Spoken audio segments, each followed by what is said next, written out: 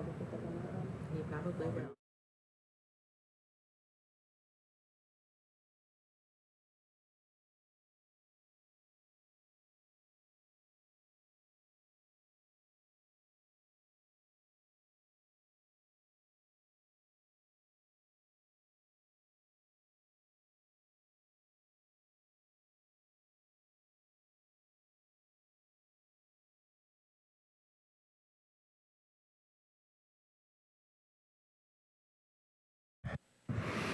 Thank you, Tina, and we are back live. And at this point, I will turn it over to Ms. Markwood for her report. Thank you, Chair, and good morning, everyone. So first up on the Economic Development Report is some recently announced funding programs. The first being the Seniors Active Living Centers. So this is a program that provides social, cultural, learning, and recreational opportunities for seniors to stay fit, healthy, and connected in their communities. So this is funding that can be delivered by municipalities, not-for-profits, and community organizations. It enables, just lost my train of thought here. Which provides opportunities to develop and provide services for seniors and communities. So proposals from organizations are accepted until September 12th at 5 p.m. And eligible organizations include municipalities, Indigenous governing bodies, not-for-profits, registered charities, and local and district service boards. The second funding program is a skills development funding stream. So this is funding that is provided to organizations for innovative projects that address challenges to hiring, training, workforce retention, for apprentice programs, and include projects that address the labor shortage and stimulate growth, that increases Ontario's long-term economic competitive advantage and helps to with racialized communities and persons with disabilities. Organizations eligible for funding include employers, employment services, training providers, labor unions, community organizations, municipalities, etc. And the deadline for that program application is October 4th. The third funding program is the Green and Inclusive Community Buildings Program.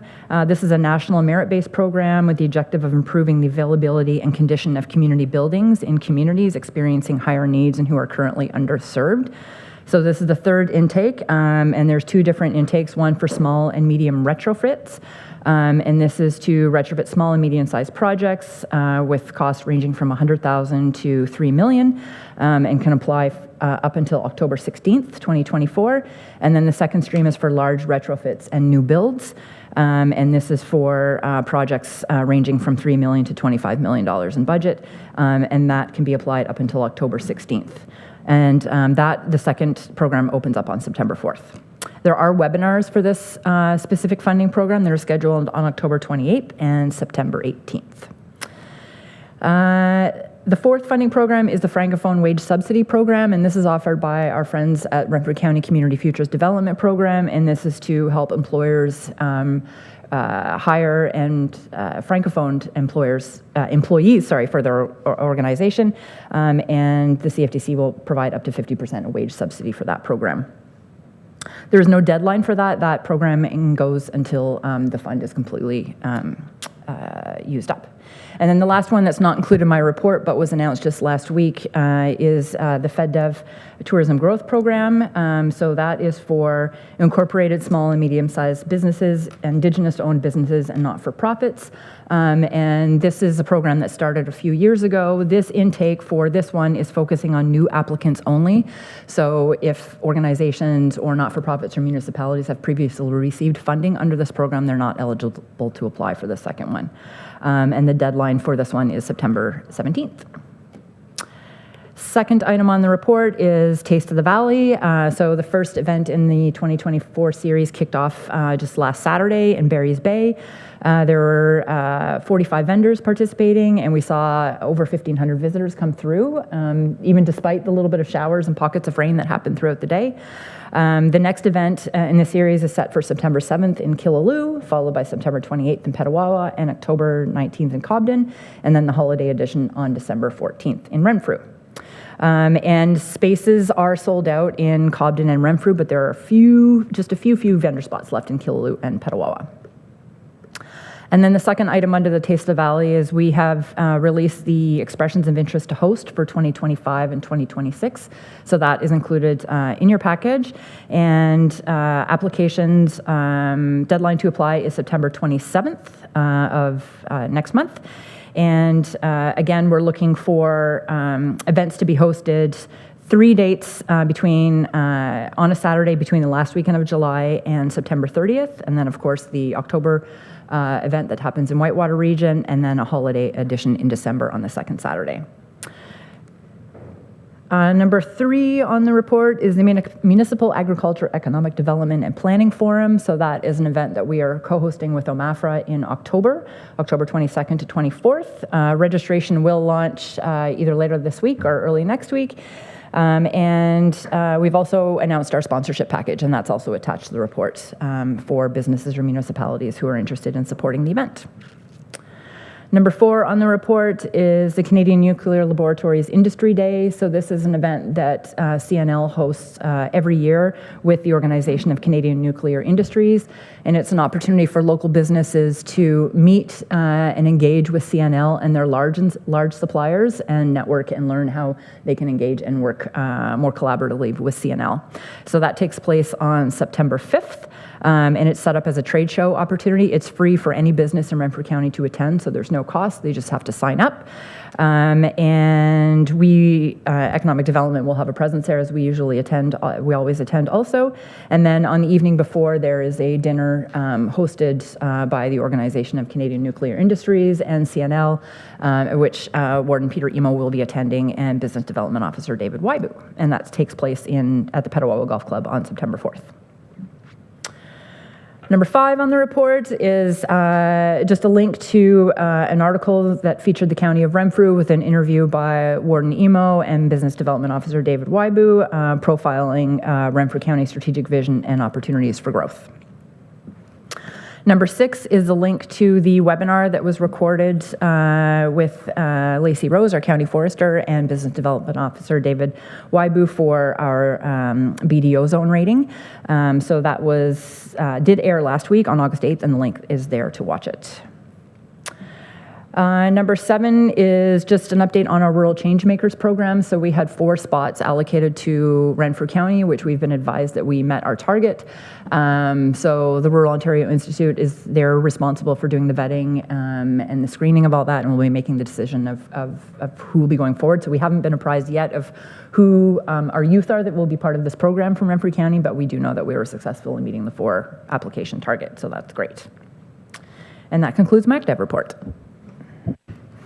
Thank you, Ms. Marquardt. So we'll go back to information item number 1A and the recently announced funding programs. The first one is the Seniors Active Living Centers. Questions or comments? 1B is the Skills Development Fund Training Stream. Questions or comments? I just had the one question. I'm curious whether there would be any opportunity for the county to have a training program for equipment operators, trucks, heavy equipment, et cetera, knowing that it certainly is a challenge for a number of our municipalities. Thank you, Chair. That's something that we could definitely look into. I'd have to dig more into the application requirements and things like that and speak with our local industry partners and stuff, but that's something we can look into for sure.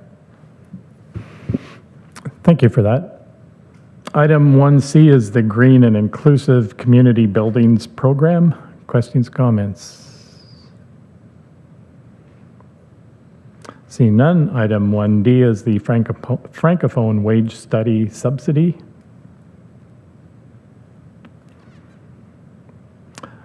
Moving to item 2, the Taste of the Valley. Questions or comments? And the expressions of interest for 25 and 26.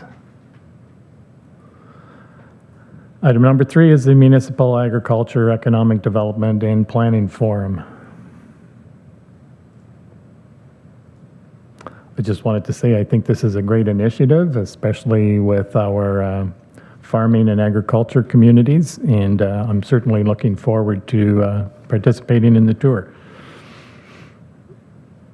Item number 4 is the Canadian Nuclear Laboratories Industry Day. Comments, questions? Item number 5 is the County of Renfrew featured in the Business View magazine. Always nice to get some publicity. Item 6 is the Bioeconomy Development Opportunity and the Zone webinar. Thank you very much, Lacey. Certainly a great presentation. And item number 7 is a Rural Changemakers Program.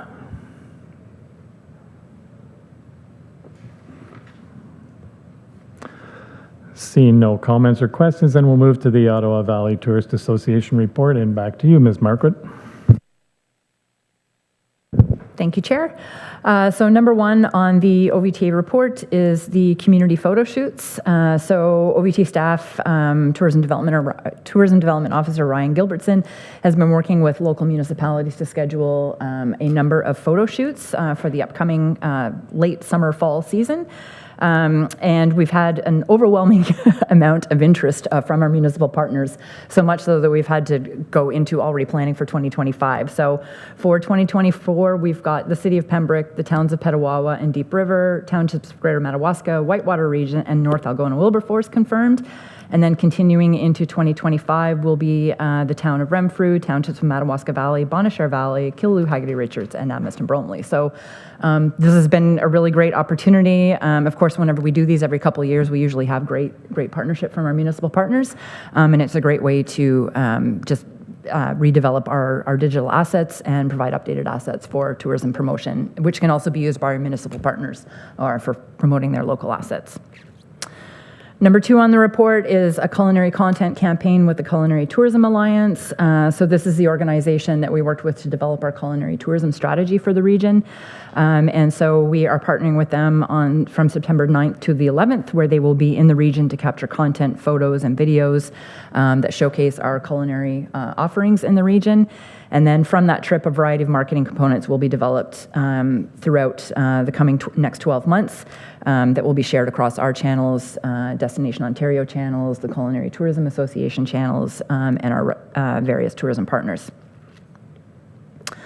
Number 3 is an influencer collaboration campaign that we did with the town of Arnprior. So this was something new that we started by partnering with our municipal partners. And so our first one was done with the town of Arnprior very successfully, where we hosted 3 Ottawa-based Instagram influencers to showcase the attractions and experiences available in the community. So you'll see some links there to some of the profile pages on Instagram to the influencers that we worked with, and they visited a number of businesses in Arnprior in June. And you'll see the results of all that content there with the 31,000 views, over 320 comments, and over 200 shares across the compiled platforms. Number 4 is a Greater Toronto Area motorcycle influencer ride that we hosted July 5th to 7th. So this brought 6 influencers from the GTA area who were riding the Ottawa Valley. And this was a result of a past Ride the Highlands Insta-Meet that we hosted a number of years ago. And one of the riders just really fell in love with the region, Alex Palumbo. So she took on the initiative of organizing another ride and approached us and brought 5 of her friends. And they were here. If anybody remembers, July 5th to 7th was a weekend where we had literally torrential downpour rain almost all weekend, and they still made the most of it and had some really great rides and some really great visits in the community, and got some great content out of that. Number 5 is just an update on the Visitor Information Center FAM tours. So that took place at the end of June, and that is the preparation of all of our Visitor Information Centers that open and the training for the staff. So we take them on a 2-day familiarization tour around the region and then also provide them customer service and product knowledge training. And this year we worked with the Training and Learning Center of Renfrew County, who delivered the customer service training. And we had 16 staff participate and visited a variety of businesses throughout the region, which are included here in the report. And then lastly is just an update on our community outreach. So the OVTA attended the Bonnechere Park's new accessible and interactive trail network that launched on July 6th. And then in collaboration with the rest of the economic development team, they attended the Multicultural Festival in Pembroke on July 20th. And that concludes my OVTA report. Thank you, Ms. Margaret. Going back then to information item number 1, the community photo shoots. Comments, questions? Great initiative. Looking forward to it. Item number 2 is the culinary content campaign with the Culinary Tourism Alliance. Questions, comments? Item 3 is the influence collaboration with the town of Arnprior. Yes, Councillor from Petawawa. Thank you, Chair, and through you. And I may be admitting a bit of the fact that I'm naive to Instagram and influencers, but I have a question for you. So when we host influencers and they come to a community, are they paid? Do they get free stuff? How does this work? Yeah, they're paid. It's like when we work with any other media organization, so there's a contract that's established. It will vary depending on the influencer, depending on what their rates are, what they offer. So typically a contract will involve the delivers from the influencer would be a specific number of posts they would need to do, or reels, or blogs, or story content, anything like that would be all outlined in the contract, as well as their fee. So sometimes some of the influencers are just like, hey, we want you to provide us with a list of areas to go to. There's no cost involved. We're just going to do it and develop the content. Sometimes it is more on a paid basis. It all depends on the influencer and their specific rates and how they like to work. So it's usually done on a case-by-case basis. Any other? Councillor from town of Arnprior. Thank you. Are there any negative influencers? Thanks for the question. That could be up to personal preference, I guess is how I would answer that. There can be a result of negative exposure sometimes, I guess, if that is always a risk working with any form of media, as you never control the full outreach product or the full product that's put out there, because that is owned by the media. But we do our utmost to control the storyline as much as we can to turn it into a positive outcome. So the reels we watch from Arnprior, everyone's positive, welcome to Arnprior, blah, blah, blah. But is there, at the end of the task, we'll call it, there are shortcomings that they've pointed out by saying, there's not enough garbage cans, or the lights aren't working here. So we get feedback on the negativity that we can improve it for our next people that visit the town. All the ones there were positive. I'm just wondering if there's any negative things that we can improve on somehow. Thanks. Yeah, great question. And I will follow up with them for sure to see if there's anything that they have. Typically, a media they may comment on things like that in their actual posts, or they may not, depending. They usually don't want to do a disservice to the community, and that's sometimes feedback we would receive just in an email afterwards, but we can definitely follow up with them to see for sure. Thank you. Thank you. Any other comments? Seeing none, item number 4 is the Greater Toronto Area Motorcycle Influencer Ride. Item number 5 is the Visitor Information Center FAM Tour. And item number 6 is the Community Outreach.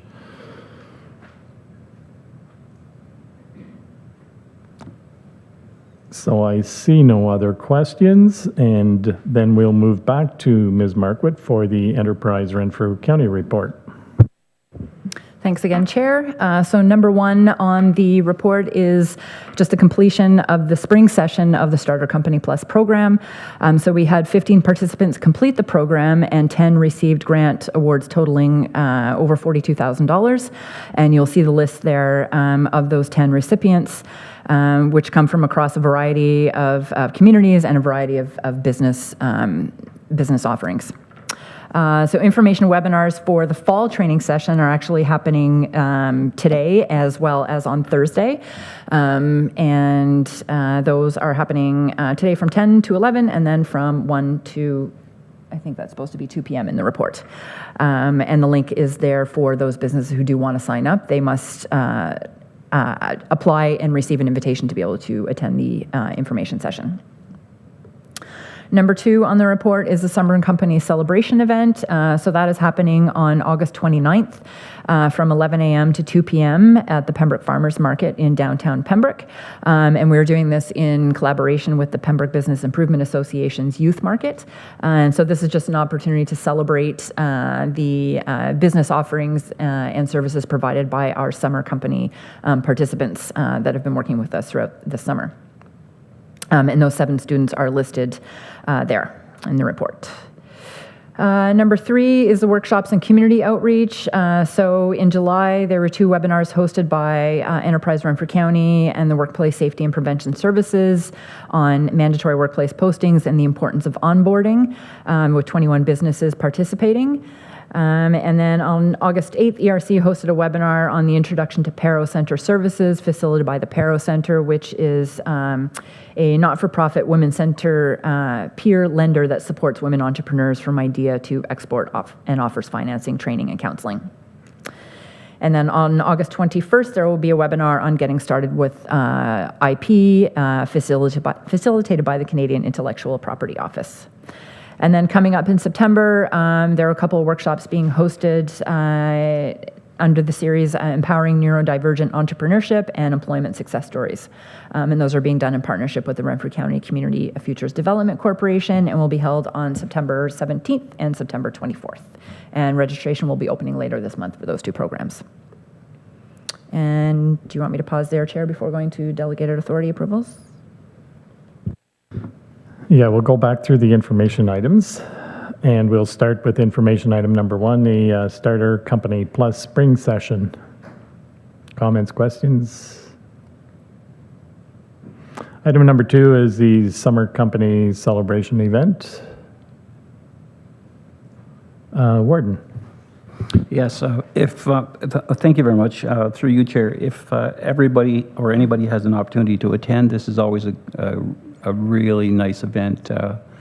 The entrepreneurs are often very proud of their business, but also their story, and so it's a couple of hours well spent. I think last year we cleaned out the young gentleman who had the iron and steel hooks and door knockers and whatever else he had. I know I bought four hooks of varying size from him. So I'm very excited to see all of them this month on the 29th, and I would encourage as many people from County Council as possible to go out and see it. Thank you, Warden, and just to let you know, Ms. Markwood, I will be attending as well. Item number 3 are the workshops and community outreach. Comments or questions? And I just wanted to say thank you very much for a very wholesome report. Obviously, you and your staff have been quite busy. Did you have any time to fit in holidays? I did, actually. I'm just back this week, so I did. Thank you. And I'll go back to you, Ms. Markwood, for the final item. Thanks. So just number 4 under delegated authority approvals. This was approved under bylaw 98-24, which was the bylaw to execute the transfer payment agreement with the province of Ontario for the provision of financial support for Enterprise Renfrew County from April 1st, 2024 to March 31st, 2026. So as previously reported at previous committees, the Ministry of Economic Development, Job Creation and Trade, we're providing increased funding to Enterprise Renfrew County over the next couple of years, but we were just waiting on the TPA to do that, so that was received and executed over the summer. And that's it, Chair. Thank you, Ms. Markwood. Any comments or question on the delegated authority approval?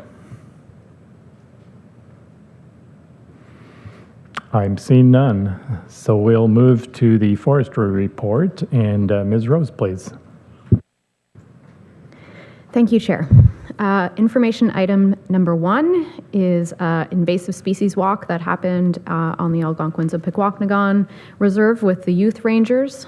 So that was at their request to learn more about invasive species, and the focus with the youth rangers group was wild parsnip, which, like much of Renfrew County, is quite prevalent on the reserve. So we walked around and identified that, showed them how to map it, and we talked about different control measures that they might want to consider.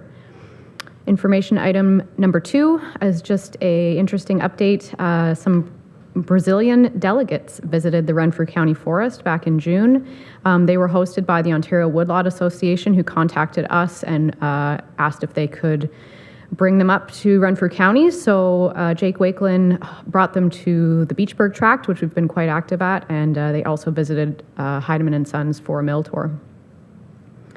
Item number 3 is an update, another tour that happened back in June that we co-hosted with Petawawa Research Forest and Ottawa Valley Forest. So 26 silviculture foresters and technicians from across Central Ontario visited the county for an annual meeting and information exchange. That was as much for their benefit as ours, as we benefited greatly from having a bunch of different opinions on some challenging areas in the Renfrew County Forest.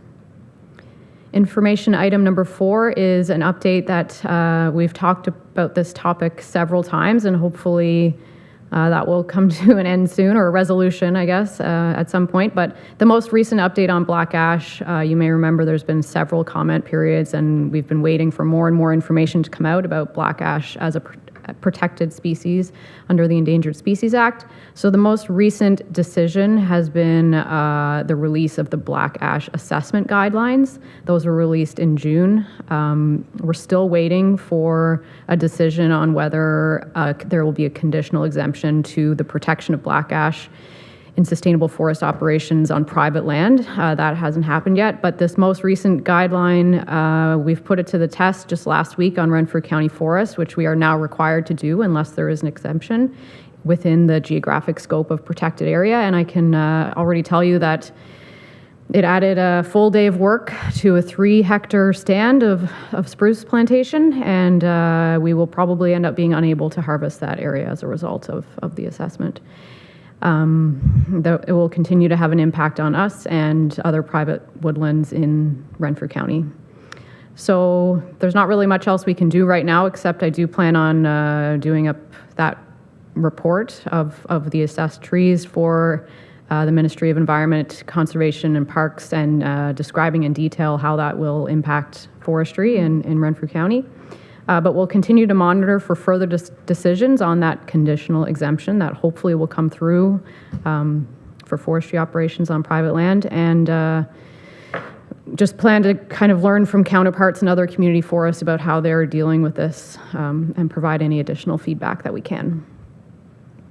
Number 5 is another legislation update. You might remember that back in, I'm not sure, I don't remember when it was, earlier this year, in January, we talked about the uplisting of eastern wolf by the federal government from special concern to threatened, which was proposed, and the federal government did reach a decision and decided to uplist eastern wolf under Schedule 1 of the Species at Risk Act. We did submit comments on that. The decision was released on July 3rd. And what does this mean? So federally, it will trigger mandatory recovery planning on federal land for this species. And at this time, it will only be on federal land. But you may remember we talked about that if the federal minister is of the opinion that critical habitat on non-federal land is not effectively protected, or there's an imminent threat to the species, other regulatory actions could be taken. So although there aren't direct impacts to county forests or provincial crown land at this time, this will impact the base, CNL, a couple other properties that were listed in our comments that you will find as an attachment to this. Interestingly, 385 out of 406 comments were in opposition to the uplisting, as were the counties, but that was the decision nonetheless. So number 6 is just another update for you about the Beachburg Tract. Lots going on there. Some new signs were installed, compliments of Precision Textiles for donating the printing of the signs. I hosted a public information tour on July 31st to discuss recent and upcoming harvest and renewal activities. We did determine that there was a definite need to complete a chemical site preparation in advance of the 45,000 trees we're planting next year. The regenerating poplar was already far taller than me in some places, and that is underway at this time. They started last week. So that's going well so far. And that concludes my report. Thank you, Chair. Thank you, Ms. Rose. And we'll go back to information item number 1, the invasive species walk with youth rangers at Pikwakanagan. Item number 2 is the Brazilian delegates at Renfrew County Forest. Comments, questions? Item number 3 is a Great Lakes St. Lawrence Civiculture Tour. Item number 4 is the black ash update. Warden. 2 points, Chair, through you. I found of interest the portion where it talks about the diameter at breast height. So is that like, am I reading this properly? It's breast height as in a person? Through you, Chair. Yeah, that's a general forestry height. It is 3.24 feet or something like that. To me, it's about here. For a normal person, it's about here. Yeah, there is in the protocol, like the distance, the height is defined, but that's a general forestry term, yeah. Okay, thank you. And my second question is, why save black ash? Like, and again, I had this question about butternut as well, because my impression of butternut is that nothing grows around it because of what falls from the tree. And so, again, black ash, and I'll display my ignorance, I haven't seen it being a useful tree. So what would, why do we try and save it? What value does it bring? Good question, and through you, Chair. So it was determined by the Committee on Species at Risk in Ontario to be endangered. They have a list of criteria that they go through, and the reason it was selected is because of the threat, primarily through emerald ash borer. But there's many other species of ash. Black ash, it was estimated on being more than 80 million black ash trees in Ontario. If I did the math on that, the 30-meter reserve that will be required for them, it's about 20% of the land mass of Ontario. So it's not like there aren't many. It's not like butternut where it's scattered.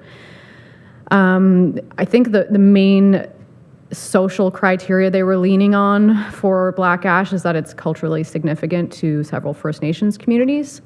However, I don't know what the future will hold for the other species of ash. We've talked about it before, that it being listed is not going to protect it from emerald ash borer. So that's where I stand on the issue. Okay, thank you. And I just wanted to follow up on the warden's comments. So when you did the analysis of some of our forests and the black ash was present and you can't do any work because it would disturb the habitat, like what is the danger of working close to the black ash if we were harvesting some of our forests? So the habitat of each black ash tree has been defined as a 30-meter radius from that tree. And the Endangered Species Act says you cannot harm, harass, or kill an endangered species or destroy its habitat. So it's not defined clearly what destroying the habitat means. From a forestry perspective, that's not written anywhere, but we will need to ensure that the habitat of each of those black ash is not damaged or destroyed. And that may mean no equipment travel within, no felling of trees go within that area, just to ensure that the tree or its root zone is not disturbed. But the reality is the emerald ash borer can move in and wipe it out. And once it's dead, can you go in the area? So part of the assessment protocol is ranking it on a scale of 1 to 5 in the end after collecting a lot more data about its likelihood to survive. 4 or 5, they can be cut. without permission. 1 to 3 has to be, you have to get a permit to go into that area. And that doesn't just apply to forests, that would apply to public works, doing brushing along roadsides, planning, development, etc.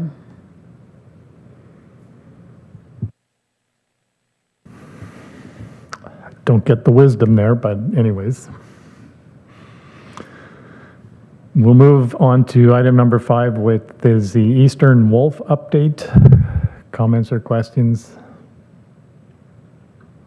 And finally, item number 6, the Beachburg Tract update. Seeing no further questions, then we will move to the Real Estate Division report, and I will turn it over to Mr. Raditz. Thank you, Chair, and through you to the committee.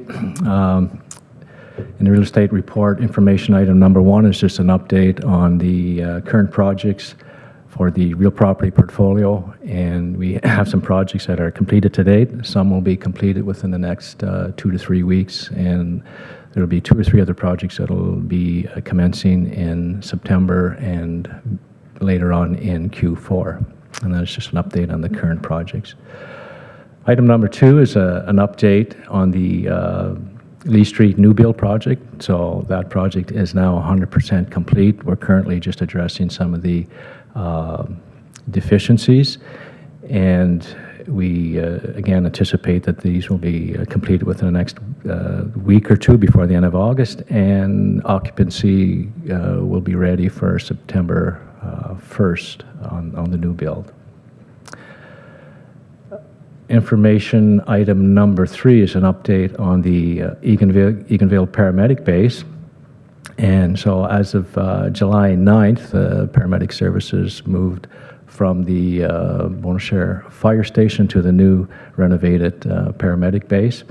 So we're at about 95% complete on that project as well, and we anticipate that that should be completed within the next two weeks. So there were some delays regarding material delivery. And to date, we've had some positive feedback from emergency services. It seems that they're pleased with their new base. And I guess later this month, early September, to be determined will be an opening ceremony or a ribbon cutting ceremony for that new facility. Information item number 4 is regarding our review of our expression of interest for affordable housing. And as you recall, there was the housing summit back, I think, in April that was held in Renfrew. And later there, we initiated an expression of interest, which we did have a good response. There was a total of 13 proponents, consisting of 18 different proposals. And again, it was a variety of ideas, different ideas and concepts, some of which potentially could be viable, and then there was others that may not necessarily be advantageous for the county. Some of the proposals being the consultants, recommended or suggested some further feasibility studies. There were some proposals that they were suggesting, of course, the concept of modular homes, and then there were some proposals that were some multi-million-dollar endeavors, but it was interesting to review some of them. Again, it was some innovative ideas. So kind of in summary, some of the recommendations, some of the key recommendations that we should consider. So one of them being consider to further conduct some feasibility in studies. In addition to develop a request for standing offers. And probably one of the more practical options being replacing some of our single unit wartime houses and replacing them with duplexes or triplexes. Some of the other recommendations is to definitely consider in working with community living on some of their proposals, and continue discussions with Habitat for Humanity. And one other one is we should consider reviewing the Clover Health proposal. There's some interesting ideas and concepts there. So overall, we were, again, pleased with receiving the 13 or 18 proposals from the 13 proponents. And going forward, there's some of them that we will continue to review. And Chair, I'll just stop there. Thank you, Mr. Raditz. We'll go back to information item number 1, the real estate 2024 capital and capital under threshold projects. Comments, questions? Item number 2 is the update on the 1030 Lee Street new build. Item number 3 is the update on the Eganville paramedic base. Just one question there. Is it just the garage door at the back of the building that's left? Is that the only outstanding item? No, that is completed. I think the 2 remaining outstanding items is there's floor grates that need to be installed. And then I think this week, or maybe be completed to date, is some bullards, and there was a couple other minor items that had to be addressed. Thank you. And item number 4 then is the review of the expressions of interest for affordable housing. Comments or questions? Warden? Thank you. It's very exciting when you take a look at what has resulted from this. Could I request or hope, and you've probably already considered this, that we reach back out to them and let them all know what's going on, and maybe quarterly send them a little update so they don't feel that they've sent something into this black hole, and in a year and a half from now, or 18 months or 8 months, we call them and they say, oh, we thought we'd moved on. So, just to keep them informed, and, send them information periodically if there's any funding announcements or something that might intrigue them to tweak what they're offering us. Thank you. Mr. Davis, did you want to respond? Yes, through you, Chair. So thank you very much for the question and comment. So that is part of our plan. So we've responded to all the submissions when it was closed early June to say our next steps were to bring a summary document to the Development and Property Committee, which we're doing, and further on to the different other committees, including County Council. I just want to reiterate in some of the comments that Mr. Raditz made during his presentation of the summary document. Very well received the information package and the ideas. Even some are very grand in nature, very complex. But even the smaller ideas of additional dwelling units on our existing properties, which has merit. And so when we bring forward to this committee and future committees of RCHC and social services, our BCAs, our building condition assessments, the summary of that document should be here hopefully in September. And with the resulting recommendations from the BCAs, the building condition assessments, can lean into some of the ideas that are expressed here in the expression of interests. And we'll bring this forward to some of the proponents to see if we can follow on and to really move forward with these some of these ideas. Again, very much appreciative of the organizations that supplied these documents and the submissions. There is the interest out there. We're not holding back on this whatsoever. But it takes time. And again, the complexities of some of the submissions is extreme. We haven't engaged any legal firms yet for some of these, and we have in others, and maybe we'll leave it at that for now, Chair. Thank you, Mr. Davis. Any other, follow-up, Warden? Thank you. Thank you. And just the third bullet point about replacing the single unit wartime housing, I think when you take a look at the Lee Douglas project, it certainly tells us that we can build units for a reasonable price on our existing holdings, because that's an example of something that we owned. We put this in place and it was a matter of hooking up to the pipe services, and I think that says a lot about what we're going to be able to do in the future with some of our larger lots, or joining some of the larger lots together in Pembroke, Renfrew, and Arnprior. So I think I was really looking forward to the end of that project, just simply because you like to get it done. But secondly, it gives us a nice barometer or an indicator of what we're able to do with our own property. Thank you. Thank you. Are there any other comments? See none, then we will move to the Planning Division report, and Mr. Howarth, please. Thank you, Chair. Much like the rest of the divisions, we've been very busy since the committee last met in June. So the first item is an update with regards to subdivision update. We've been very busy. So we received 2 new applications, one in the Township of Laurentian Valley and the other one in the Township of McNabb-Braeside. We provide draft approval to 2 subdivisions, one in McNabb-Braeside and again one in Laurentian Valley. So the developer will now have 3 years to complete those conditions and before final approval. And the last item E, is that final approval was given to Lakewood subdivision, and you can see the file number on that one. That was a file that dates back to 1988, so that's a sort of a big milestone.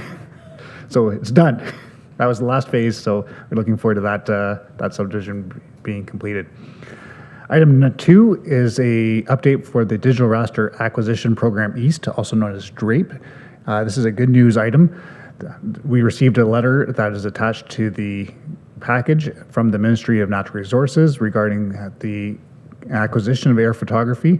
The province has announced that typically in the past we've gotten together with a bunch of partners, and all the partners provide funding for this. The province has announced that this time it has been flown in spring, and they are going to be undertaking all the costs themselves. So we had budgeted an amount of $35,000 to contribute to getting DRAPE, which will no longer be required. So we're grateful for that support that we're getting from the province with regards to getting those air photography updated, and hopefully we'll have that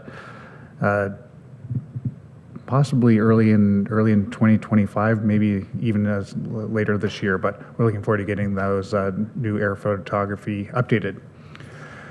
Item number 3 is a update for Land Division. So we did hold a Land Division Committee meeting yesterday. So when we wrote this report, we didn't know what the outcome of that meeting would be. We had one application that was referred to the committee. Staff had recommended that the application be denied as the necessary studies were not provided with that application. Yesterday at the committee meeting, the committee did decide to refuse it, and that decision has been sent out to the applicant, who now has 20 days to decide whether they wish to appeal that decision of the committee or not. And that concludes the information items, Chair. Excuse me. Thank you, Mr. Howarth. Going back to information item number 1, the subdivision updates. 1A, the subdivision application for the Township of Laurentian Valley. Comments, questions? Councillor from Petawawa. Thank you, Chair, and through you, the subdivision mapping where it lays out the subdivision, I know that it backs on to the old rail line, and I know that's not officially a trail, but someday it could be. Is there a plan in that subdivision to provide access from the subdivision to that trail at the present time? Through you, Chair. So no, it has not been contemplated because it is in private property. It's a private land holding. So yeah, the quick answer is no. Thank you. Any other comments on 1A? 1B is the subdivision application for the Township of McNabb-Braeside. Item C is the River Road Estates subdivision in the Township of McNabb-Braeside. Comments, questions? Seeing none. 1D is the TTM subdivision in Laurentian Valley. And finally, item number E is the Lakewood subdivision in Madawaska Valley. Warden, please. So when I look at this, there's a lot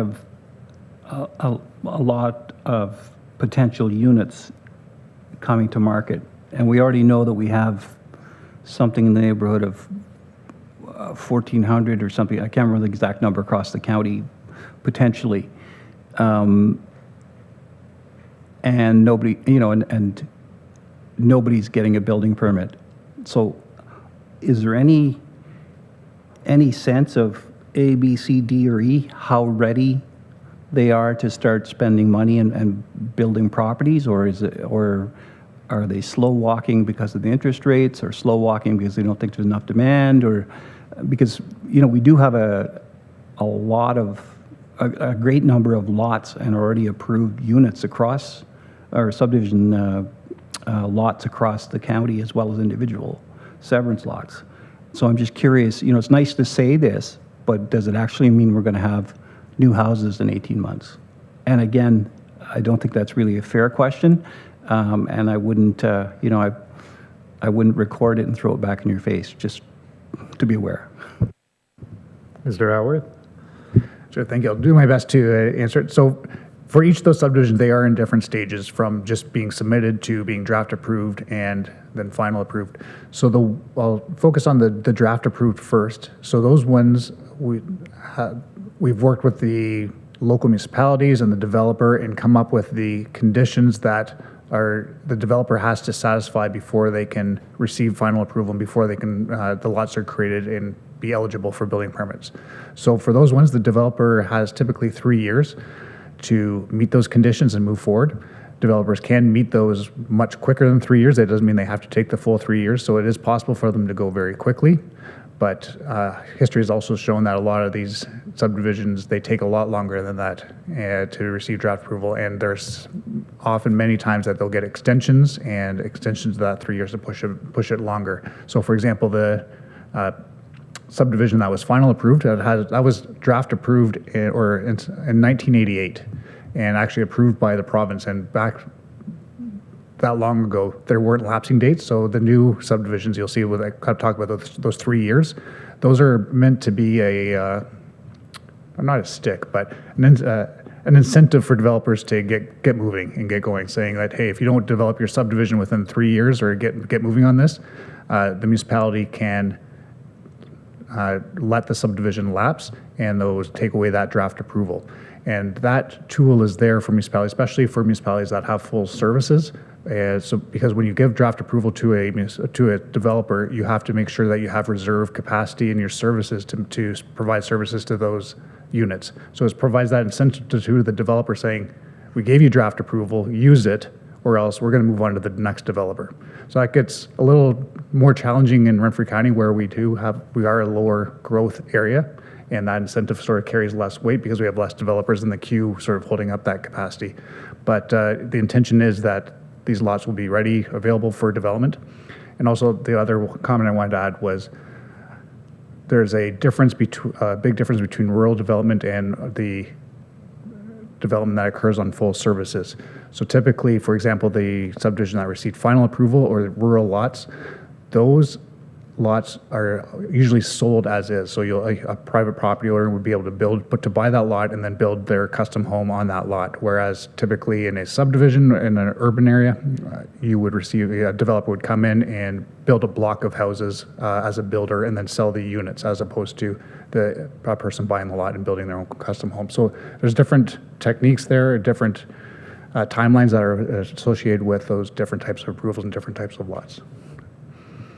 Thank you, and if I may, so in actual fact, E is the only one that can issue a building permit within reason, because as I understand it, and just to help me and the public understand this, A is deemed complete, and B is deemed complete, and C and D are draft approval. And E is actually ready to go. So that's kind of the 3 different levels that we're at with this. Through you, Chair, yes, that's correct. So E, that last one, those ones are building ready. People could get building permits for those lots. Thank you. I appreciate the education. Any further questions on item number 1? Item number 2 is the digital raster acquisition program. Really, really good news story, and certainly glad to see the province step up and fund this. Any other comments on item 2? Item 3 is the Land Division Committee meeting. Comments, questions? Seeing none, then we'll go back to you, Mr. Howarth, for the other items. Thank you, Chair. Item 4 is update with regards to the use of the delegated authority approval. So under previous committee and council, we provide information with regards to our GIS web mapping application and had indicated that we did need an upgrade and that needed some investments into maintaining to make sure that our GIS website worked. And so this was a information item that we have entered into an agreement with Verda GIS for upgrading that existing our existing website so that it will be continue to operate after the JavaScript is upgraded. Thank you. Thank you, Mr. Howarth. Any comments or questions on item number 4?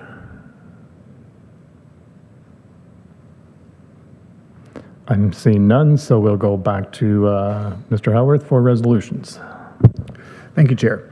So item number 5, I'll read the recommendation first before providing the background. So the recommendation to committee is that committee directs staff to continue to explore options for a municipal service corporation for communal servicing as presented. Thank you, Mr. Howarth. You've heard the recommendation. Can I get a mover and a seconder? Moved by Councillor from Town of Greater Madawaska, seconded by the Warden. And we'll go back to you for the background, Mr. Howarth. Thank you, Chair.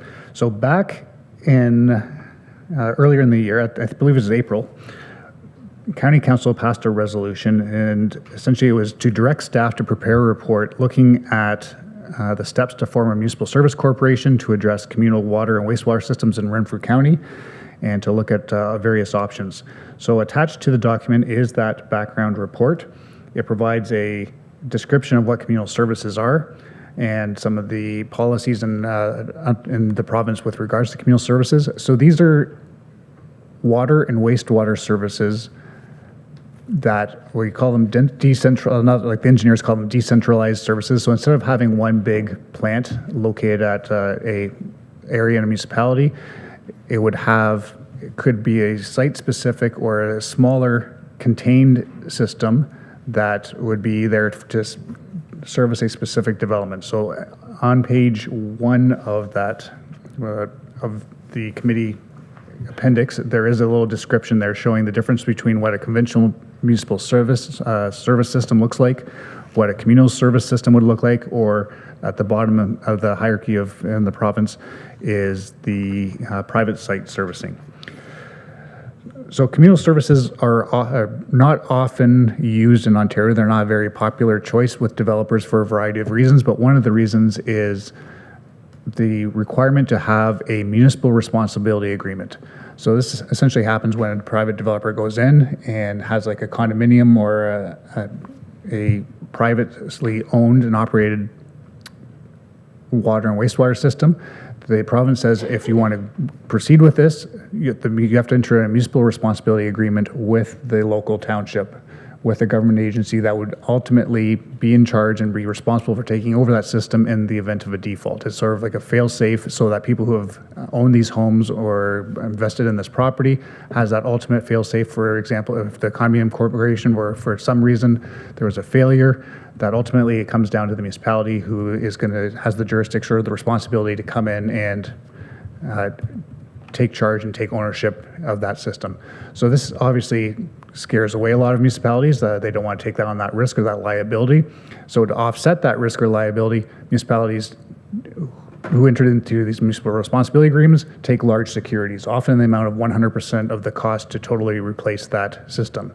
So that makes a lot of these systems not viable due to the costs involved. So the developer would have to essentially be paying for these systems twice, once to actually build the system and then pay the same amount of money again as securities to the municipality to hold in case they fail. So that's why they're not very, one of the main reasons why they're not very popular in Ontario is because of those large costs. So the report goes on through some of these benefits of what communal services can offer. It allows, instead of it being on private services, which require much larger lot sizes, it allows new development on smaller lot sizes, especially in hamlets. For example, we can think of like a Calabogie as an example, or Glasgow Station and McNabb Braeside, or some of these other hamlets that we have around the county. We have many of them that don't have any services. So instead of having large lots, it allows a much smaller footprint, which can be considered more environmentally friendly, and can be add to the life and vitality of some of those key areas that are hamlets that we're trying to promote. So the Frontenac County piloted a program where they were looking at how to encourage the use of communal services and understanding some of the complexities about it. So they came up with the idea of having a municipal service corporation that would essentially take ownership of these systems.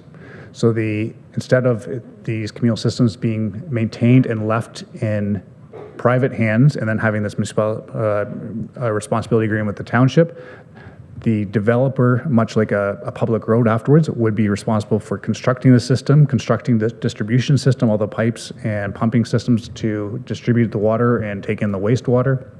And then this corporation would undertake the ownership and responsibility for maintaining that in perpetuity. So because the Municipal Service Corporation is ultimately a responsibility of a government, the requirement to have that agreement and hold that 100% securities does not take effect because it's not in private hands. So making these more feasible to construct. The report did go through some of the concerns with regards to also allowing increased density or increased residential use out in the middle of the rural areas. So we do talk about making sure that we still have adhere to good planning principles and talk about how to appropriately develop within Renfrew County and having the efficient delivery services. And also looked at the steps that would be necessary to take to undertake to create a municipal service corporation, including need for an official plan amendment, the need to have a business case, and ultimately some of those costs that could be incurred. So there was a number of options that we could look at. We could maintain the status quo where communal services are permitted and they be reviewed on a case-by-case basis, and the municipalities would be required to have a municipal responsibility agreement. There is an option where local municipalities who want to promote this type of development, they have the option to assume the system. So instead of having a municipal service corporation, the municipalities could just on their own assume the system and treat them as a municipal water and wastewater system. We could look at creating a municipal service corporation. Either this could be done at the county level, or it could be done in partnership with the 17 local municipalities, or it could also be done without the county involved as well, just the municipalities could be involved. We also looked at, we haven't looked at, but another option would be to see in the future whether we could join an existing service corporation. So we, for example, joining the one that Frontenac County has made. At this time, they said they don't have the capacity for it, but that is an option down the future of seeing if there's a larger regional scale corporation that wanted to undertake this and have them be responsible for undertaking the ownership and maintenance of that. And as an alternative one for council to consider is to advocate for the provincial government to amend the guidelines that mandate that municipal responsibility agreement. So without that requirement to have that municipal responsibility agreement or the municipality to step in and take over these systems if they fail, if that legislation was amended to remove that municipal responsibility, then those large securities wouldn't be required and would be more likely to be included in future development applications. So Chair, I'll leave it at that, and if there's any questions, thank you. Thank you, Mr. Howarth. Are there any questions, comments? Councillor from Town of Petawawa. Thank you, Chair, and through you. Now, I remember seeing a presentation by Frontenac County. I can't remember if it was here or somewhere else. But I'm just wondering, how far along are they in the development of those communal systems, and how far along are they in their municipal service corporation? And has it been a positive experience so far? So through you, Chair, they have successfully set up the corporation, but to my knowledge, the last time I spoke with their staff earlier this summer, they have not had any uptake on it. So while they've created this corporation, there have been no systems that they are responsible for. Supplementary. Thank you. Are there any other examples of this in Ontario or anywhere in Canada where a communal system has been set up or a municipal service corporation to operate it? Through you, Chair. There are lots of examples of communal systems throughout Ontario and Canada, including within in our own county in Greater Madawaska. There is a a responsibility agreement with Calabogie Peaks with the Township of Greater Madawaska. But to my knowledge, the only municipal service corporation that's been set up is within Frontenac County. They were sort of the pilot project and the first ones.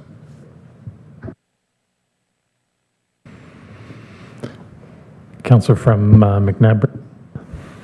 Thank you, Chair. So I'd just like to thank staff for this excellent report.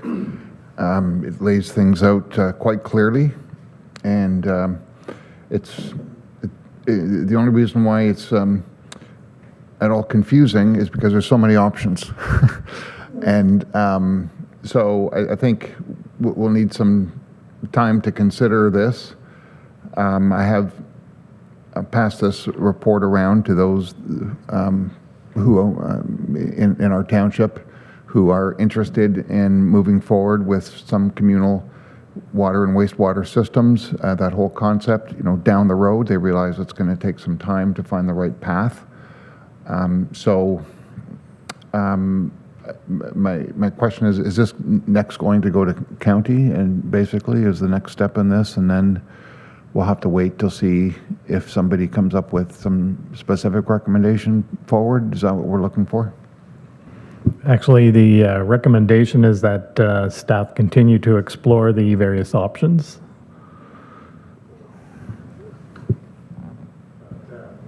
Mr. Davis can provide more information. So that's the recommendation at this committee level. What the intent is and what we'll do, we'll bring this to County Council just as an information session to allow them to see that we're moving forward with this and to see if there's any other discussion items from County Council. Supplementary? Yes, fair enough. Yes, I see that, and I agree with that as a good next step. I guess we'll leave it to any individual councillor to make any specific recommendations, I guess, or motions for moving forward in any particular capacity. At some point, we will need to make some determination as to which is the best path forward. Mr. Kelly. Thank you, Chair, and through you. So I'm happy to chime in a little bit. So we are, and again, thanks to Mr. Howarth, this is a really great report. We chatted about this last week. We are semi-slow walking this. Frontenac is busy working through it. Of course, they're dealing with a number of prefabricated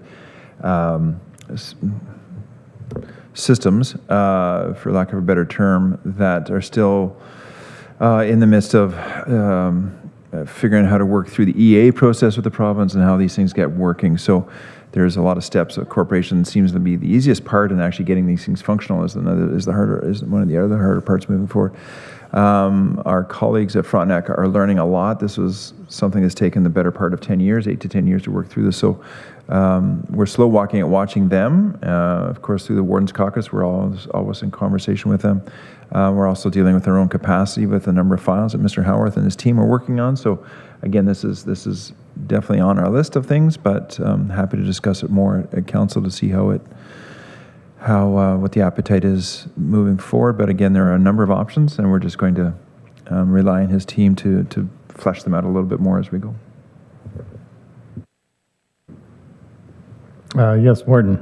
Yeah, just to add to Mr. Kelly's comments, one of the things that Frontenac has found is that within the same ministry, in the Ministry of Environment, there's the environmental assessment process and then the Environmental Protection Act. And both of them have different timelines and different expectations for similar, before they grant approval or sign off on it. And what's interesting enough is in the same building, but they don't seem to talk to each other. And so there has been, I was sitting in the audience for one of Frontenac County's presentations, and they brought that to the minister's attention. So there is a pile of regulatory hurdles, I think, that have to be cleared or rewritten, and that's going to take some time. And I'm not sure, based on my own experiences with the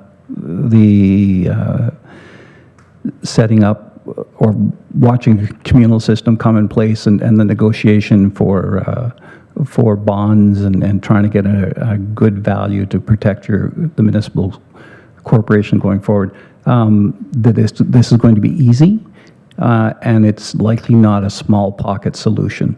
So there's not small pockets of 15 or 25 units. I think you have to have, it'll look like it's going to end up being a municipal services corporation that may be spread over several municipalities with several small pockets. So it, you know, it's interesting to hear that you've been passing this around, and it's a great report to pass around to other interested parties. And I'm hopeful that they'll all think big and join together with a proposal as opposed to coming with 15 small ones. And if I could just add another comment to Mr. Howarth for just a yellow sticky thing to put in your file. When you talked about jumping over, where it talks about the about municipalities looking for these communal systems just outside of municipal boundaries, and as a means of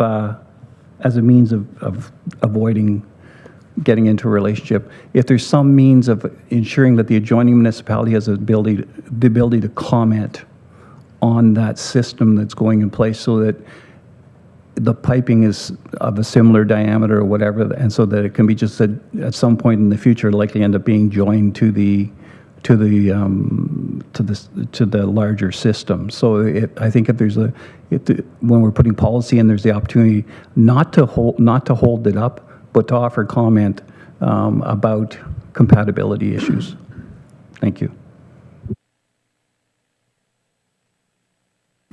Council from Armpire. Thank you, Chair. Great report, Bruce. Thanks very much. Just a couple of comments. One is,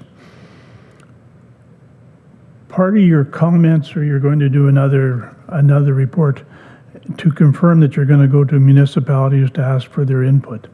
And the reason I want to ask that part is, with municipalities with their borders being other municipalities right next to it, to have some sort of a buffer zone from the communal to the town, from the settlement, i.e. we'll use Armpire with McNabb, there'd be a 1 kilometer buffer from our property line to theirs, so the communal system could not be part of it.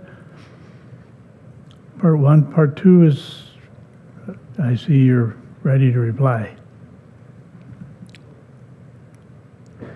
Yeah, through you, Chair. So absolutely, communication with our local municipality and our partners there would be crucial with this. Absolutely. So they are very important whenever we're considering changes to policy, and especially on any applications that would affect or near a border. Having a good communication with them will definitely be important. So as this topic progresses, as we get more information for any future report, absolutely reaching out to local municipalities and getting their opinion on what, if the county is going to be going down any type of road with regards to a municipal service corporation, having those discussions with the local municipalities is going to be absolutely crucial. So yes, I thank you for the comments, and I agree that those conversations will need to take place. Thank you. Any further comments? Councillor from Petawawa. Thank you, Chair, and through you. I'm just curious about the the project at Calabogie Peaks and the municipality, does the developer still own, operate, and maintain that system, or has it been passed on to the municipality? And what kind of costs are incurred if the municipality does assume the operation and maintenance of that? Thank you, Chair. So it is owned and operated by Calabogie Peaks, and almost think of it as a utility. So Calabogie Peaks obviously has their own commercial business that these systems also provide water and wastewater services to. So there's the hotel, there's the ski lodge. So there's a number of buildings and facilities that are at that site that utilize we call them the communal water and wastewater services. There's also some condominium conversions that have taken place at the sort of off of Mary Joanne Drive, which is sort of at the top end of the peaks. And there's proposals for building more units that to be sold as freehold, which would tie into that. So Calabogie Peaks operates almost like for lack of a better term, a utility, and the people, the new owners of those units that are going to be constructed will get charged a bill from Calabogie Peaks to provide them that service. So it is operated privately. There's that municipal responsibility agreement with the township. The township gets, I think it's yearly, but they'll get frequent reports on like an engineering report on how up to date those facilities are, and making sure that they're being kept up to date. And but at this time, it's completely owned by Calabogie Peaks. The municipality only does have some ongoing costs with regards to staff time, with regards to reviewing that information. But at this time, I don't think there's been any issues with it. So the municipality has not had to step in, to my knowledge. But I see Mayor Weirs also here may have some comments on that. Thank you. Councillor from Greater Madawaska. Thank you, Bruce, and through you, Chair. Yes, actually, Calabogie Peaks, they have a separate corporation as well called Calabogie Utilities. Not only do they offer their their wastewater for their condominiums and the water source, but they also have a Wi-Fi company as well that supplies. So they actually have a separate corporation that is a utility. Each year we get an update about their bond, that it's in good standing. We get updates on their wastewater and drinking water, and they've never had any issues, and they're also tested by the ministry as well. And not only is it Calabogie Peaks within Greater Madawaska, but we also have the Calabogie Lodge that also has that as well, and we haven't had issues with either the lodge or the peaks on any issues. Supplementary. Thanks. So I think this is an interesting concept and one that we do need further exploration on. I think it's a good idea. But if you could consider in future reports perhaps examples of communities that do have a communal system and where a municipality has taken over. For example, in Petawawa, if we did one of these communal systems out by Black Bay, and then the developer asked the municipality to take it over, we have a subcontract with Aqua. We would have people in place that could manage it at, of course, an additional cost, but not too extravagant. But if a municipality doesn't have Aqua, or they don't have any infrastructure in place, and they were asked to take over a facility like this, it might be a bit of a burden. So it'd be great to see what's out there and what's been done in future reports. Thanks. Thank you. Mr. Howarth. Thank you. I just did want to provide a little bit of clarity with regards to some of those comments. So you're absolutely right. For Petawawa, you already have Aqua, who's looking at and taking care of some of your municipal water and wastewater treatment. So this report is looking at the MRA, the Municipal Responsibility Agreement, is only for privately operated communal systems. So for example, if somebody wanted to build one of these decentralized systems, there's nothing that prevents the municipality from taking it over right from the start. So if they wanted to build this system, the distribution system, install it, and then hand it over to the municipality, much like a road, the municipality has that option to do it, and then those securities would not be required because the municipality would own and operate it. So this MRA and the requirement for these high securities is only where that system is held privately. So frequent examples, so Calabogie Peaks is that example, or also it's quite common for condominium development. So there's a condominium development, and the condominium corporation itself is responsible for that maintenance and operation of the system, and then that's when the municipality would require that responsibility agreement under the Environmental Protection Act. So there are key differences, but there's nothing to stop a municipality even now from accepting one of these systems from a developer saying, great, thank you, we'll take you to the development and we will assume responsibility and ownership of that system. Warden. I think I remember this correctly, but there's an upper limit where you're allowed to have one of those municipal responsibility agreements in a rural setting. And is it 54 or 56 units or 60 units, something like that? I'm only going from a foggy memory. Thank you, Chair. I believe I think it's 5. So it's under, if you have a system that's designed for 4 or less, or I think it goes by liters. So if you have a system like a small one that's shared just between say less than 5 property owners, it's not considered communal and does not trigger the need for a responsibility agreement or the municipal intervention. So if you can keep it to a very small system, I remember there was a development proposed in around the Dragonfly Golf Course a while ago, and what their proposal was a cluster of homes that were under that size requirement. So then all 4 of those units would share a well and a septic system, and then not get triggered under the Act. They wouldn't be considered a communal service that need that municipal service responsibility agreement. I don't know of an upper limit, though, of what the maximum. I haven't heard of an upper limit. I'm not saying there isn't one, I'm just not aware of it.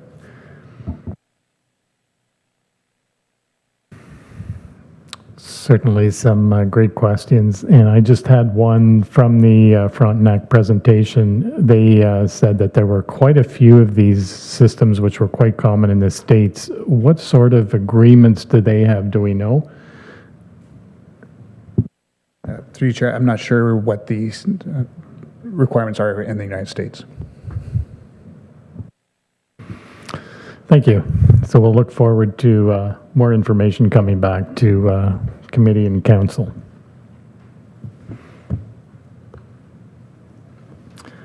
And I'll go back to you, Mr. Howarth, for the last item, item number 6, the Regional Incentive Program. Sorry, excuse me, we need to have a vote on this yet. I'm sorry, and thank you very much for that reminder. I will call for the vote. All in favor? And that's carried. Thank you very much. And back to you, Mr. Howarth. Thank you, Chair. Just as I read the next recommendation, items number 6, I'm going to invite Lewin and Nicole up to the podium. So I'll read the recommendation first, that the Development Property Committee recommends that County Council direct staff to undertake an official plan amendment to enable policies that would allow the county to provide grants/loans to local community improvement plan CIP initiatives, which include the preparation of a regional incentives program, that the regional incentives program have a staff delegated governance structure, and that the regional incentives program include a recommended funding amount for council to consider in the 2025 budget. Thank you, Mr. Howarth. You've heard the recommendation. Can I get a mover and a seconder? Moved by Councillor from Greater Madawaska, seconded by Councillor from Town of Arnprior. And background, and I guess this is where we turn it over to our junior planners. Yes, thank you, Chair. I will turn it over to them just as a way of quick introduction because there may be some faces that might be unfamiliar to some of the committee members. So today we have Nicole Moore. She is our newest junior planner, started approximately 3 months ago. Time has been going very quickly. And as you can see, she's jumped right in with both feet. So so she's accomplished quite a bit in the 3 months. And also we have Lewin Zoe. She is a co-op student from the University of Waterloo who's also been with us for about approximately 3 months and coming into the end of her work term with us. And so this is sort of like a culminating in presentation. So we're happy to have them here, and they will provide the background, Chair, for consideration. Thank you. Thank you very much, and please go ahead. Thank you, Chair and Committee. So as Bruce just introduced, I'm Nicole and this is Leewin with me. And today we will be providing an overview of the committee report we co-authored, which looked into affordable housing supports and the possibility of establishing a regional incentives program. Addressing housing affordability and availability in Renfrew County is a key goal in the county's strategic plan. The county has initiated several programs and initiatives today to help with the housing crisis. This includes updating the official plan and zoning bylaw to support and reduce regulation and restriction on housing, adopting provisions to support additional dwelling units on existing lots, and it's establishing the MISA program, which takes a housing-first approach to support those who are precariously housed. The county also used county's owned land as a potential developing site and working with the private development sector and non-for-profit groups for the creation of additional affordable and attainable housing. The Eastern Ontario Ward Caucasus region also introduced the 7 in 7 Plus plan to increase housing supply. On April 4th, 2024, the county has hosted the Renfrew County Housing Summit, where stakeholders gather to discuss challenges and strategies for improving housing affordability, accessibility, and supply in Renfrew County. Participants identified the pressing need for increased funding as a key challenge in developing affordable housing. It was recommended by Housing Summit that the county explore Community Improvement Plan, which is CIP, and Regional Incentive Programs, RIPs, to stimulate private and non-profit sector investment in attainable housing. It was also recommended to the county that the county incentivized private sector landlords to offer affordable housing and increase funding and revise criteria for housing repair programs. Moreover, advocate additional funding for rent supplement programs.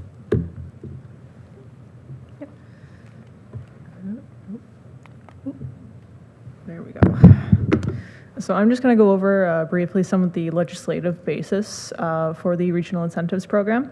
So Section 28 of the Planning Act speaks to community improvement activities, including who can conduct them and where they can occur. So within this section, it's stipulated that only local municipalities and certain prescribed upper tier municipalities can actually establish their own community improvement plans.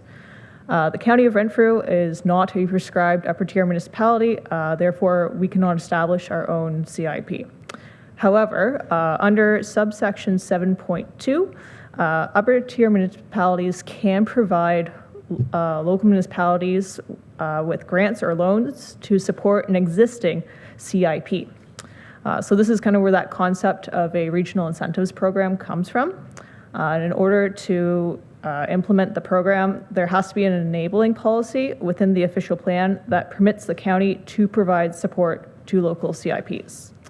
Again, we will emphasize that only existing incentives within existing CIPs can be supported, meaning that if an incentive is not locally available, such as for affordable housing or for, say, brownfield incentives, the county cannot provide a local municipality with money for this purpose. So,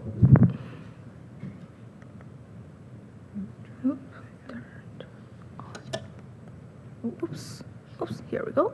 So let's first look into some current CIP incentives information. So out of the 17 members of local municipalities, there are only 7 of them have a current CIPs, which are the ones shown on the screen. Most of the other municipalities have expressed interest in creating a CIP, but have not due to a lack of funding or staff resources. Among the 7 local municipalities, there are a variety of incentives. Some common types include signage and facade improvement, accessibility improvement, tax increment equivalent, and brownfield redevelopment. There are also few special incentives provided by only certain local municipalities. Some example includes building improvement and energy efficiency, agricultural value added, and shoreline restoration. The source of funding for CIP budget is mainly came from municipal property tax. The amount is approved by local council's budgets annually, and the budgeted amount varied by municipality by year. On the screen on the right are the budget for 2024 with an average of 30K per municipality this year. Yep, I can take over here. Awesome. Okay, so as part of our research, we looked into some existing RIPs from a variety of counties, though mainly focusing on the 4 counties that you can see on screen. If we go, there we go. So as part of this research, we took a look at governance and found that there are typically one of 2 models that are adopted, which are either committee or staff-led. So the first of these is committee-led, which you can kind of see in the green there. So the committee in this case would generally consist of appointed county council members, staff, and or residents, with the process generally being as follows. So when an application is received at the local municipality, it will then be forwarded for review to the committee. The committee will then make a decision based on set criteria, or they'll make a recommendation, and that will be forwarded on to county council, who will then make the final decision.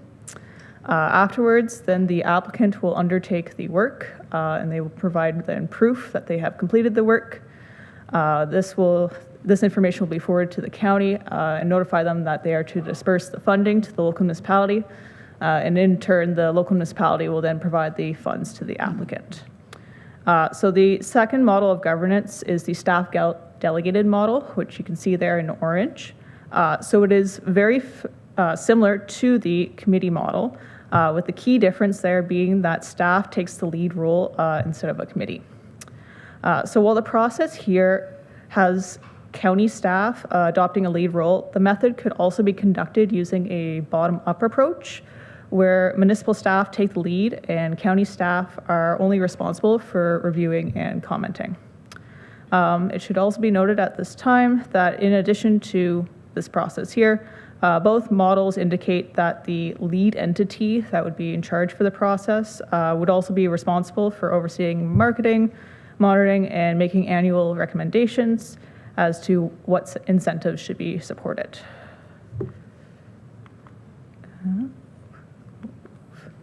There we go. So the incentives supported at the regional level vary from county to county and are very dependent on what is offered within the local CIPs. Additionally, not all incentives offered within a local CIP has regional benefits.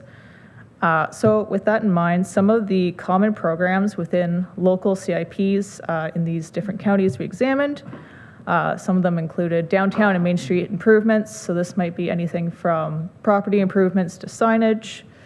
Another one is development support. So this would be grants for, say, studies or to help with design work and application fees. Another one is building conversion and expansion grants. Last is tax equivalent increment grants, which are typically used for brownfield incentives or for new residential units. And here's some other incentives supported by the counties examined that could be of interest to local municipalities within the county. So on to everyone's favorite part, funding. So we found that RIPs are typically funded through the county property tax levy and then dispersed to successful applicants through the local municipality. So of the counties researched, budgets typically range from the 2 figures that you can see on screen. And typically the county provides matching funds to the local municipality for each incentive, with there being procedures through the RIP to more specifically manage fund dispersal.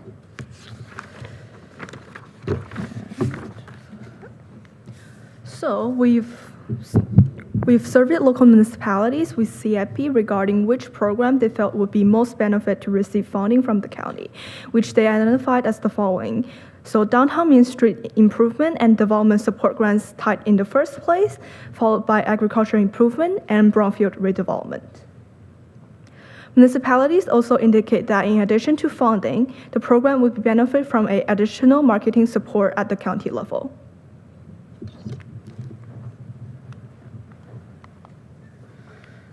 So as we have been discussing, through an RIP, the county can only provide grants and loans to municipalities through their CIPs. So this doesn't align with county goals, including the key recommendations of the Housing Summit, which is to provide funds to the private development and not-for-profit sector to fund affordable housing programs. So to provide an example, the county would currently be unable to provide funds for a project in Killude, Haggerty, and Richards simply because they don't have an existing CIP with that sort of incentive in place. So as a solution, we are recommending utilizing a municipal housing facilities bylaw. So based on our research, some counties are using their housing corporations through this bylaw to create and fund affordable housing programs. So some of these programs can include incremental tax relief, grants and loans to construct either a new affordable unit or to convert an existing unit to an affordable unit, as well as a rent supplement program. It's important to note at this point that we do have an existing housing bylaw, which is number 27-12, through the Housing Corporation that already includes a rent supplement program. There we go. As such, if the county were to pursue this option, the next step would be to amend the housing bylaw so that we can expand the variety of programs offered and start budgeting for that. Once in place, the bylaw works by requiring that a site-specific bylaw be passed for each property or project to declare it as a municipal interest. And this needs to be done so that we can comply with sections 106 and 107 of the Municipal Act, which speak to bonusing and grants. So lastly, if I can get the slide to advance, there we go. I'll read the recommendations that were outlined in the committee report. So staff recommend that the Development and Property Committee recommends that County Council direct the Development and Property staff to undertake an official plan amendment to enable policies that would allow the county to provide grants/loans to local community improvement plan initiatives, which includes the preparation of a regional incentives program, that the regional incentives program have a staff delegated governance structure, and that the regional incentives program include a recommended funding amount for council to consider in the 2025 budget. Thank you very much. Thank you both for an excellent presentation. Very, very well done. And I'll open it up for questions or comments from committee. Councillor from Greater Madawaska. Thank you. Through you, Chair. Just on one of your slides, funding, I think it's slide number 4, funding source municipal property tax. You on your mapping, you have blue on some of them, and I think it's Renfrew and Arnprior in white. Does that have any significance, or? No, we are just, through your chair, yeah. No, we are just highlighting, we were just highlighting the ones that have a local municipality, local municipality that have a current CIP, and I think Renfrew and Empire, they were just hidden behind that red bar. That's the reason. Okay, thank you. But we do have it highlighted as blue. Thank you. Councillor from Arnprior. Thank you, Chair.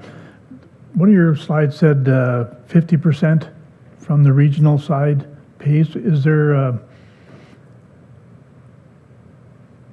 limit to what the 50,000 could be, or 50% rather? So, through you, Chair. So for the different regional incentive programs that we examined, that matching grant varied. So sometimes it was just 10%, sometimes it was up to 60 or more. And typically they would set a limit as to how much the project would be that the 50% would be allocated. So sometimes they would say 50% or say 2,500, whichever was the lesser of the two, is typically how we found that it was approached. Hopefully that answers your question. Councillor from Petawawa. Thank you, and through you, Chair, just to follow up on the Town of Arnprior's question. So for example, in Petawawa, we have a $5,000 maximum, so 50% of $10,000. So if the county were to match that 50%, would they give 5,000 or 50% of the 5,000 that we're giving to the business? Through you, Chair, I may direct this to our Manager of Planning, as I think he might be able to answer that more adequately. Mr. Haworth. Sure. Thank you, Chair. So ultimately, it will come down to those programs that will be developed. So at this stage, it's just we're recommending that we look and develop the program, and so we have options to us. But in most cases, with the RIPs, the county provides matching funds. So if the municipality puts in $5,000, the county would put in $5,000 is typically how it works. But we do have flexibility when we develop those programs to look at that and talk about what that fund would be, if there's a maximum upset limit, or if it's a percentage basis. That's ultimately up for future discussion. But in the past, it's been sort of like matching. The town will put in their fees, and the county would match it, and is typically how most RAPs work. Mr. Davis. Thank you, Chair, and through you to committee. So very well received. Thank you very much for the presentation from Bruce's planning staff. Again, it's just early stages in this idea, this concept, to move forward. So in the 2025 budget preparation, if this does move forward, there's implications to our budget cycle. We do know there's a housing crisis. We're trying to incentivize, trying to do things, and this is one aspect, one thing we can do to help incentivize, especially the housing initiatives. But the budget implications are there, and we have to be clear on that. And so when we bring this, if it does go through this committee and county council, and it'll come through as a line item probably through Daniel's team and for some department, the implications will be there, what the tax base will handle or not handle. Thank you. Supplementary. Thank you, Chair. So just a question for clarity then. I noticed that your recommendations all deal with affordable housing, rent incentives, and a few other things that all deal with affordable housing. So the municipalities that presently have a SIP program, and I'll just speak for Petawawa, we don't have any SIP programs that deal with rent incentives, affordable housing. All of ours deal with commercial facade improvements and accessibility. So would we have to rewrite our SIP policy or bylaw to include these rent incentives and affordable housing in order to align with the county's proposal? Through you, Chair. So that's kind of what is being proposed, is that we acknowledge that the CIPs are very limited. It's just what's present locally. So this municipal facilities housing bylaw is actually, it's through the county, so it's in that aspect a little bit separate from the lower tiers. So you wouldn't have to change anything necessarily in your CIP. This would be conducted more so at the county level, and it's to be able to provide funds and whatnot to projects, even if the municipality doesn't have a CIP, if that helps to clarify the question. Bruce, did you want to add anything to that, or is that covered? Thank you, Chair. No, I think Nicole answered the question very well. Again, a municipality, you can update your CIP. So if the municipality of Petawawa wanted to promote or provide funds directly for those affordable housing in addition, that's great. You can do that. And so you could have like a two-pronged approach. The local municipality through their CIP can provide funds.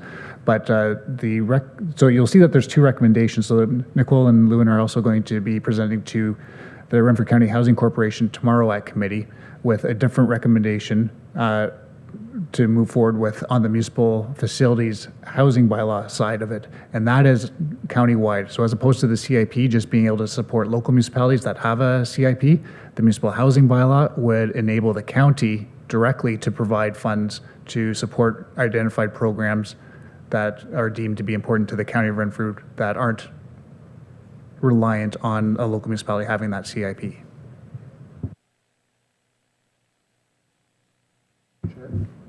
Mr. Kelly. No, thanks, and thanks very much to the planners. It was a great presentation. It's no secret that I've been supportive of these for years, but I'm happy that it's come back around. Gosh, we could look as late as yesterday when Goodyear made a huge announcement in Greater Napanee area, where part of their announcement was the fact that a CIP was made it a favorable area. Well, Goodyear was already there, but they expanded because of that CIP. I just need to clarify, though, as I believe that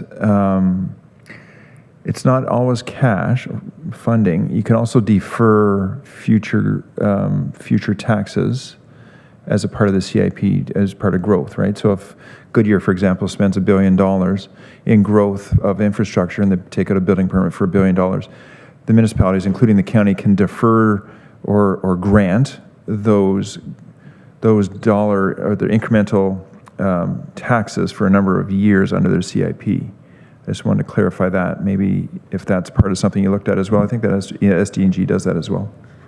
Through you, Chair. Yes, that is correct. So some of the previous slides we had on the tax increment equivalent. So that's speaking to exactly what you were talking about. Yeah, I just want to clarify that point or raise it again, just because you were mentioning facades, and that's what we've seen over the years, and maybe some of the smaller municipalities. And facade improvements are great for downtowns, and they look great, but the overall tax increase doesn't affect. So I mean the idea, one of the main ideas behind a CIP or an IIP, is that the business or the industry will take out a building permit of substantial dollars, and those granting of either taxes or incentives will come back in tenfold, if you will, in future years because of that tax growth. A facade improvement, you may have to take out a building permit. It makes the downtown looks great, but it doesn't really add to the county's levy or to the county's taxes or to the lower tier. So things of a nature where you're deferring that growth may or may not affect local business growth a little bit better.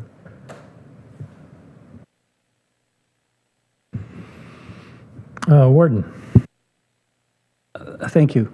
So I had a very simplistic view of this, actually, and I really like your presentation. It's helped me stack things a little better, because initially my thought was that it was an opportunity for the local municipality to change their CIP and the county to have one, so that should someone decide to renovate their home property and add a unit, then there was the opportunity to stack two amounts for that. But I still think that's possible, not only have one amount under the municipal CIP once it's changed around. But then I also see the benefit of, should the county go forward with the recommendation to Renfrew County Housing Corporation, then if our lower tiers are flexible or a little broader in their definition of what they'll support through the CIP, then in essence, I, as a supplier of affordable housing, could get a benefit under the county's renewed policy, but then also under the local CIP. So to me, I think there's the ability to inject some funding or deferred funding, as Mr. Kelly noted, into affordable housing. Is that a reasonably close assessment? Through you, Chair. I might pass this one over to our manager of planning, just so we can make sure that we covered all the points that you covered. Mr. Elworth. Through you, Chair. Yes, so absolutely, that's what the intention of the program is. Municipalities can, just because you don't have an existing CIP right now, doesn't mean that the municipality can't create one or amend it to add new programs or adjust it. But I think to CAO Kelly's point is it's important also at the county level to keep in mind what is regionally important to the county. So not everything that a local municipality includes in their CIPs may have a regional benefit. So when we're looking, if we get direction to proceed to do a RIP, we'll come back with some recommendations and identify which programs we think would have that regional benefit, whether it's a large industrial facility that would benefit from a tax equivalent grant, or an affordable housing that would be looking at tax equivalent grants. Those would have, arguably good regional benefits compared to maybe some downtown signage, but maybe the county does want to still assist some local municipalities. So there's still going to be a lot of work to do in developing those programs and identifying which ones benefit us from a region and which ones we want to support if we're going down this road. And then also to that second point, and oftentimes these grants or programs are stackable. So, we might have a regional incentive program that supports a local CIP that's for an affordable housing project. And if we also go down the route of the municipal housing corporation bylaw, there may be funds available through that, a different budget line item, which could actually tie together and work. So they could get a tax equivalent grant and a grant under the housing facilities bylaw and stack those as well. So those are all options and possibilities that we can be looking at. Thank you, and to our presenters, thank you, and Mr. Horvath. Mr. Horvath is quite used to my meandering around a topic, so he's able to capture that. So thank you. Thank you. Certainly some great discussion. Are there any other comments or questions for our presenters or Mr. Howarth? Seeing none, I will then call the vote. All in favor? And that's carried. And thank you again to the both of you for an excellent presentation. At this point, I think we will take I'm going to say 8-minute break because I know it'll turn into 10.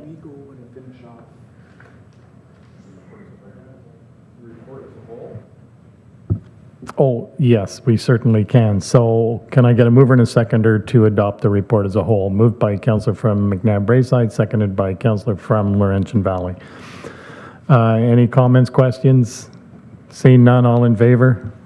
And that's carried. So we, at this point, will take an 8-minute break, and we'll be back at 11:40.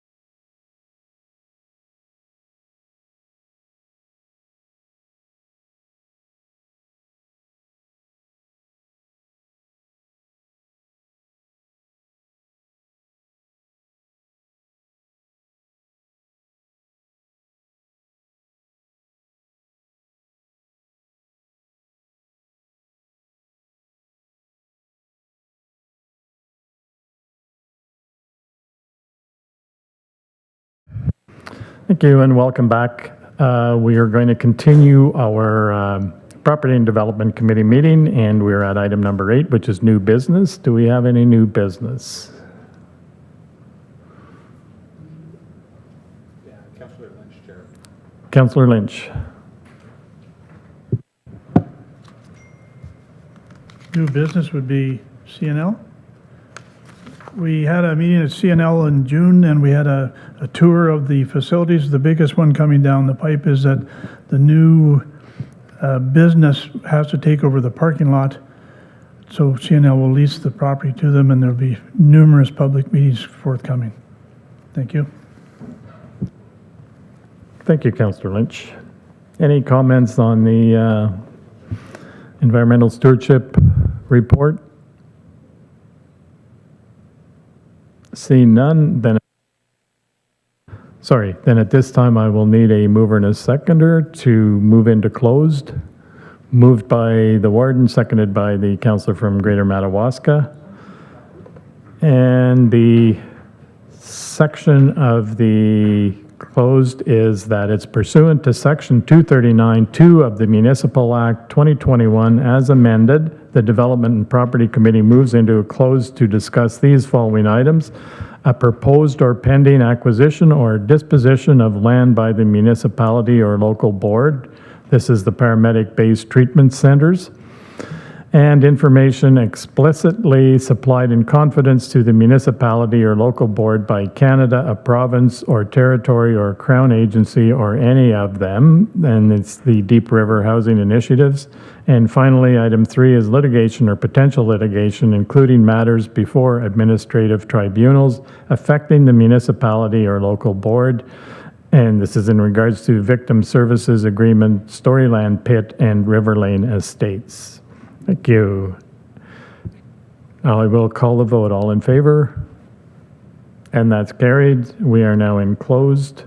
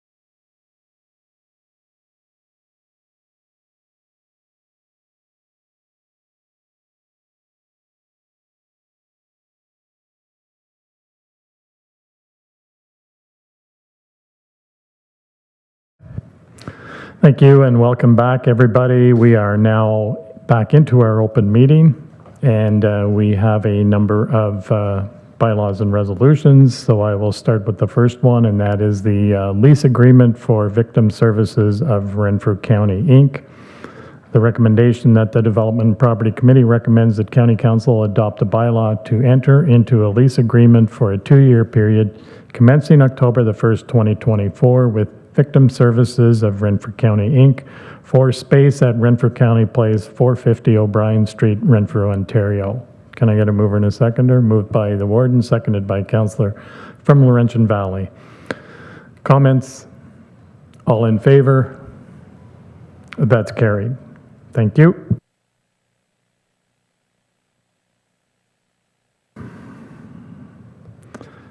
Second, we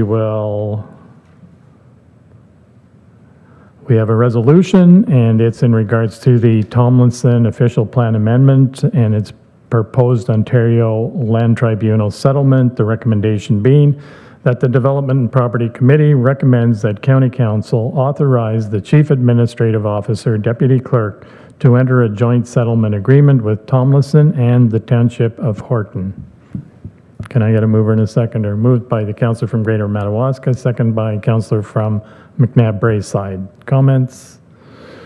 Seeing none, all in favor? And that's carried. And finally, we have the River Lane Estates, 47. Oh, that's just an information. My apologies. So at this point then, am I ready for a mover to adjourn? Moved by the warden, seconded by Councillor from Laurentian Valley. Comments? All in favor? That's carried. Thank you very much. We are adjourned.